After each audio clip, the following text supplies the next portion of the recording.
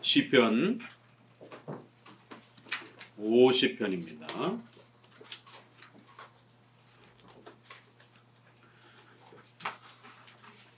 시편 50편 1절 말씀을 제가 공독합니다. 전능하신 자 하나님 여호와께서 말씀하사 해 돋는 데서부터 지는 데까지 세상을 부르셨도다. 아멘. 앞서 말씀드린 것처럼 시편 49편에서부터 대략 한 55편까지는 구약의 죄론에 해당이 될 정도로 죄의 본질, 정의, 또 죄의 종류, 또 이 원죄의 이러한 그 의미, 원죄의 또 그러한 성격, 그리고 그것이 왜 우리에게 어떻게 전달되는지에 대한 그러한 죄의 전가에 대한 또 내용들, 그리고 죄의 결과, 비참한 또 이러한 인생과 지옥의 이러한 형벌이라고 하는 구약에서 말하고 싶어하는 그 죄와 관련된 많은 내용들이 압축되어서 더더욱 시적인 이러한 표현으로 더욱 우리의 강팍하고 또 딱딱해진 마음을 시적인 그런 운율을 따라서 아주 강하게 이렇게 이 말씀의 의미들을 우리 마음속에 새기려고 합니다. 죄에 대해서 많은 말을 할 수 있습니다. 그러나 한마디로 49장에 하나님과 말씀을 깨닫지 못하는 자는 짐승과 같도다. 얼마나 아주 강렬한 그런 메시지입니까? 뭐 더 말할 필요도 없어요. 하나님을 모르는 자는 짐승과 같도다. 말씀을 깨닫지 못하는 자는 짐승만도 못하다.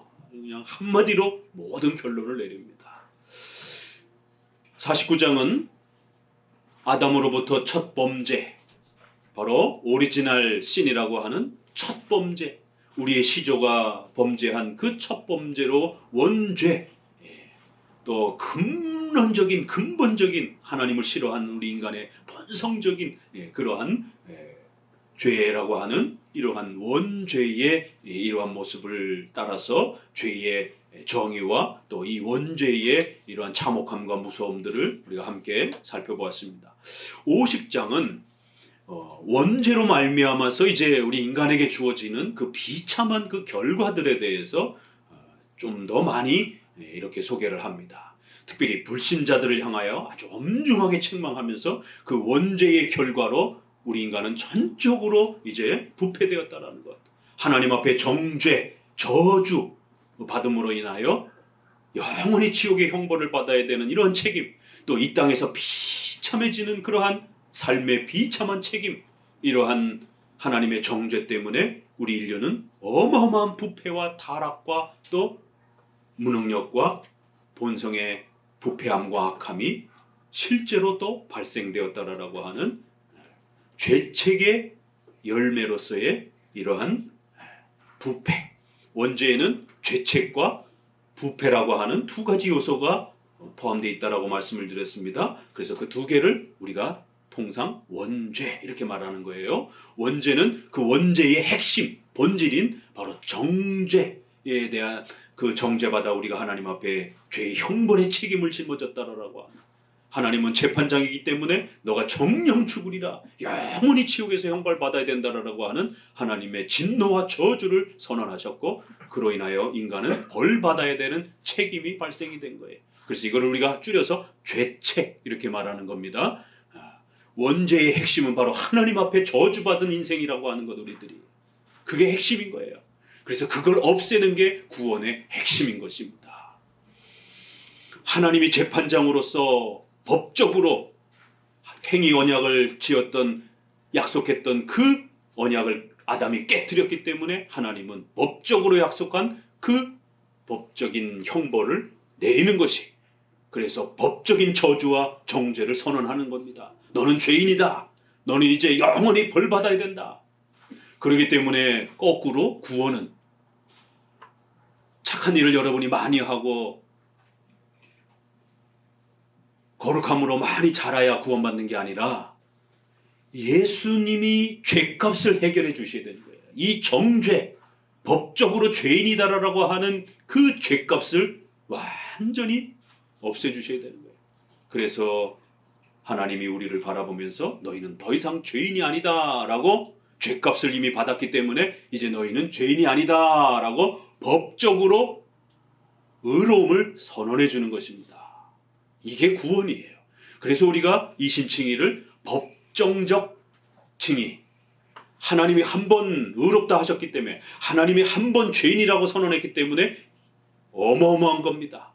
그래서 하나님이 한 번 이제 용서해 주시고 의롭다 하셨기 때문에 단회적 칭의, 두 번, 세 번, 지난번에 내가 해준 거 보니까 교회도 잘 안 다니고 제대로 안 하는 것 같아, 다시 지옥에 보내야 되겠어, 이런 게 아니다라는 겁니다. 이런 공로적 칭의가 아니라는 거예요. 공로적 구원이 아니라는 거예요. 점진적 구원이 아니라는 겁니다. 단 한 번 예수님을 믿으면 법적으로 우리의 거룩함과 생활과 우리의 말과 행동이 변화되지 않았다 할지라도 예수 그리스도를 믿기만 하면, 예수님의 그 희생을 통해서 우리가 그 죄값을 치른 것처럼 너는 이제 죄인이 아니다 라고 하나님이 다시 선언해 주는 거예요. 법정적 칭의, 단회적 칭의, 확정적 칭의, 불변적 칭의. 하나님이 우리를 의인이다, 우리를 이제 용서하겠다라고 선언하시는 것은 그렇게 불변하고 확정적이고 단회적으로 법적으로 선언해 주는 것이죠. 그게 구원인 것입니다.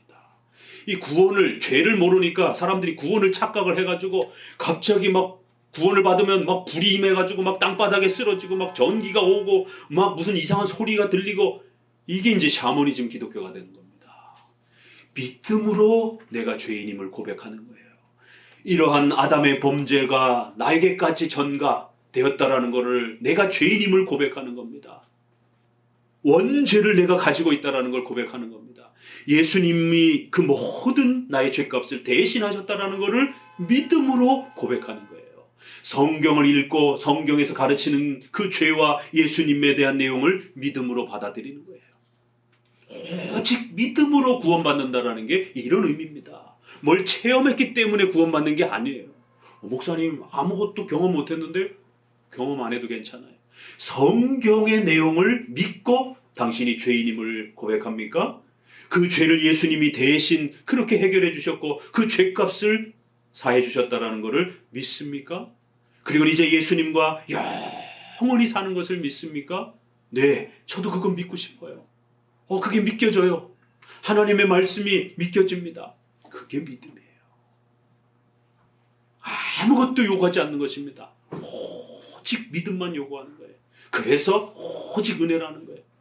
오직 예수 그리스도로 만들어지는 이 구원의 이 내용을 오직 믿음으로 받아들이기만 하면 되는 거예요.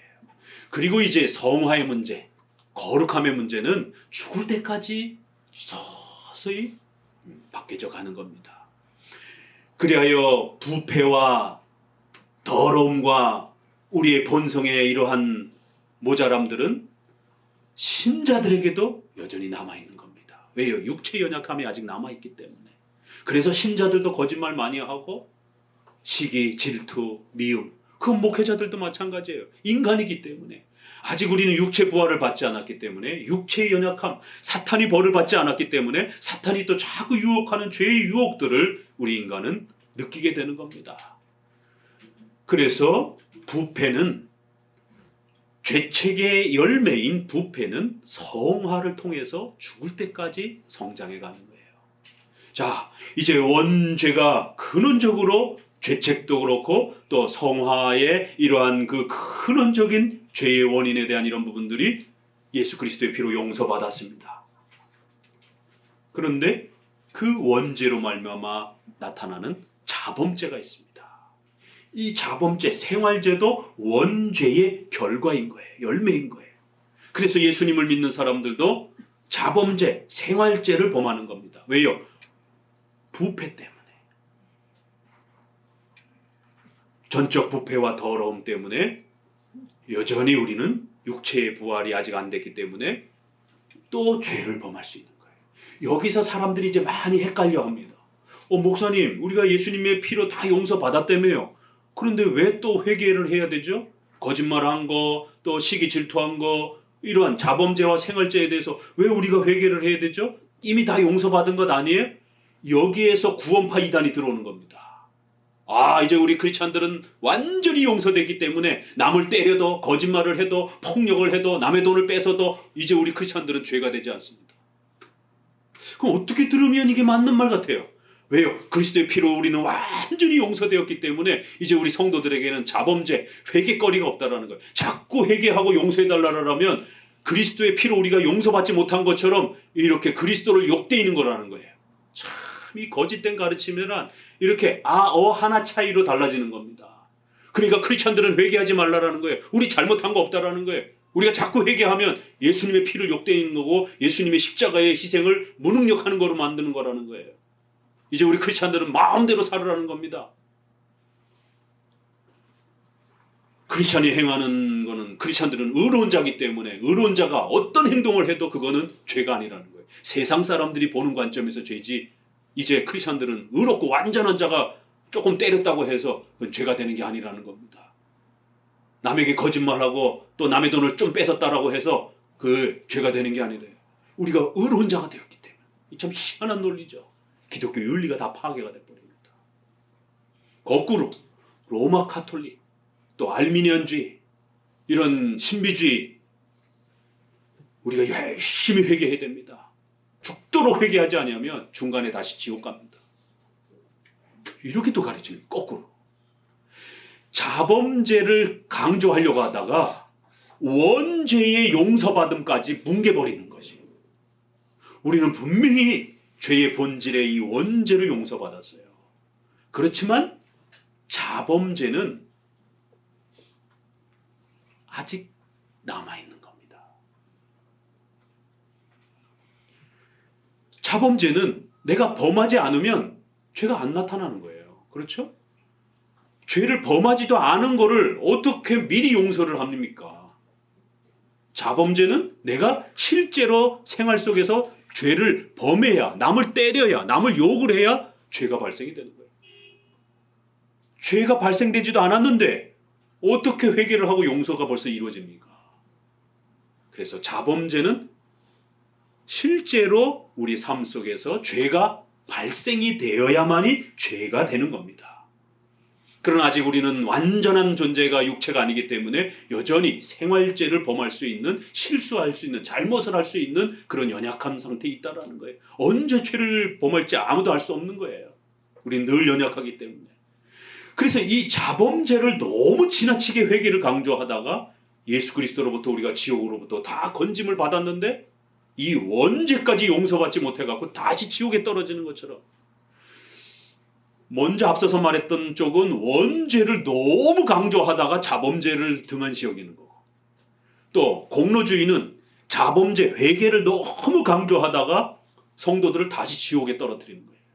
그리스도의 십자가의 그 희생과 죽음을 무모하게 헛되게 만드는 거예요. 참 요렇게 기울어져도 문제가 되고 요렇게 기울어져도 문제가 되는 거예요. 그래서 이단들이 그 틈을 타고 들어오는 겁니다.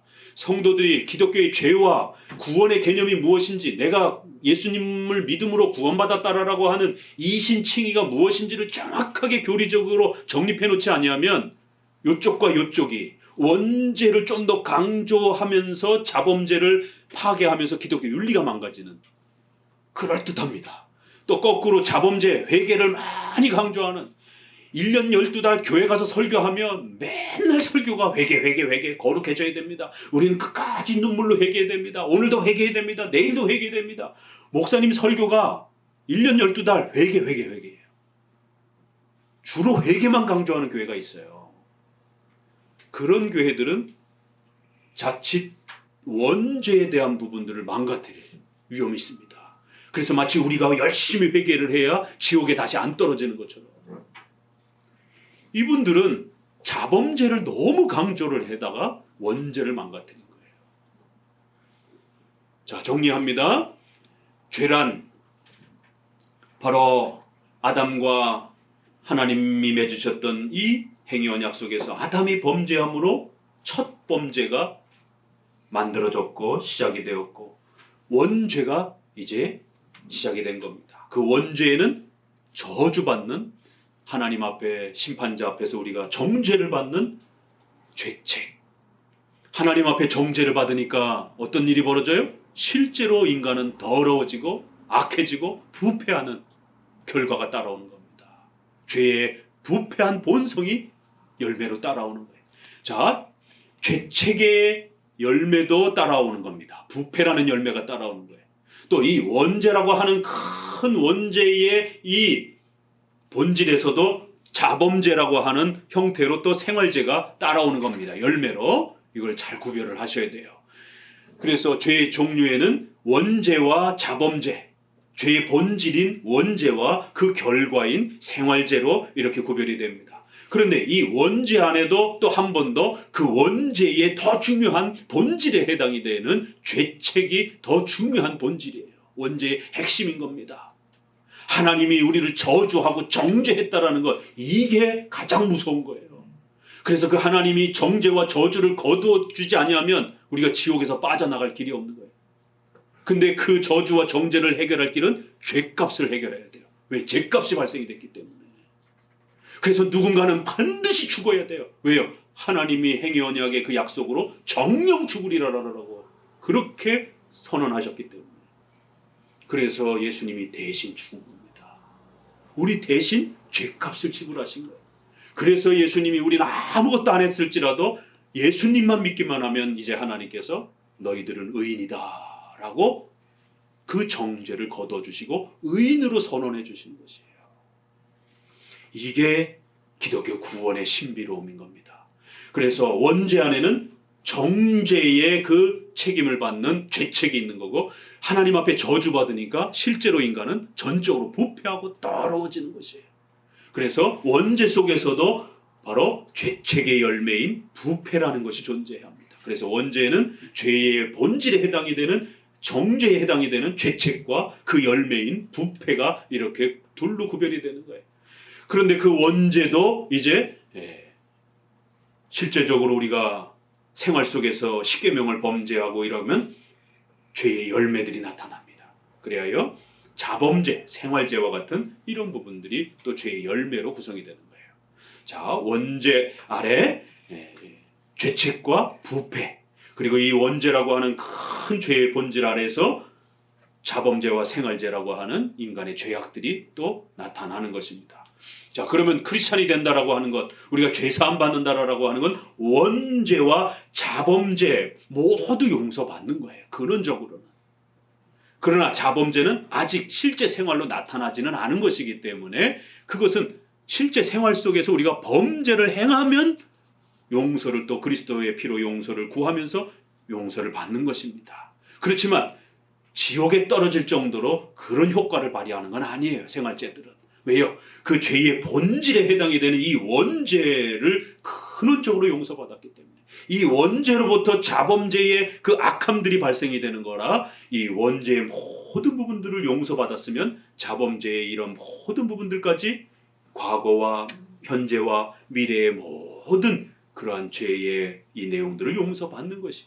그러나 그럼에도 불구하고 우리가 생활 속에서 범죄하는 이러한 부분들은 또 우리의 연약함 때문에 또 범죄하는 실제적 범죄의 열매들이기 때문에 하나님 앞에 회개와 용서를 또 받는 겁니다. 그러나 그거는 칭의의 그런 의미가 아니라 성화, 거룩함의 차원에서 용서를 받는 것이에요.